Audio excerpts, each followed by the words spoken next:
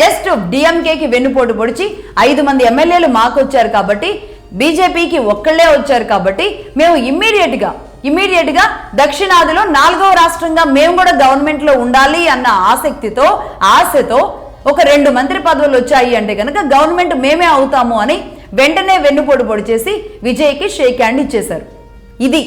ఇది అత్యంత ఘోరమైన నీచమైన పరిస్థితి. అది అక్కడితో ఆగలేదు.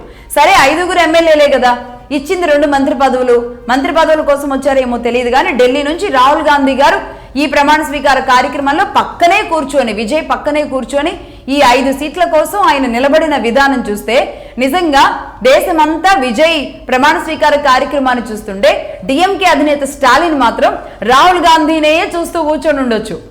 ఇక అంతకంటే వెన్నుపోటు ఉండదు కాబట్టి ఆయన ఎంత బాధపడ్డారో మరి స్టాలిన్ తెలియదు.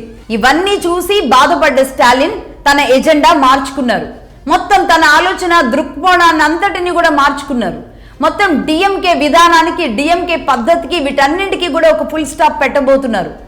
కాంగ్రెస్ వెన్నుపోటు పొడిచింది కాబట్టి కాంగ్రెస్ ని తాను కూడా వెన్నుపోటు పొడవాలని డిసైడ్ అయ్యారు.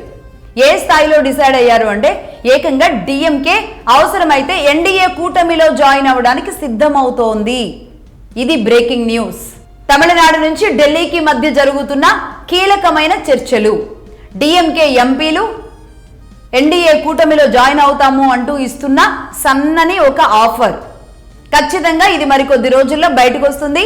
డిఎంకే ఎన్డీఏలో కలవడానికి సిద్ధమవుతున్నట్టుగా తెలుస్తోంది.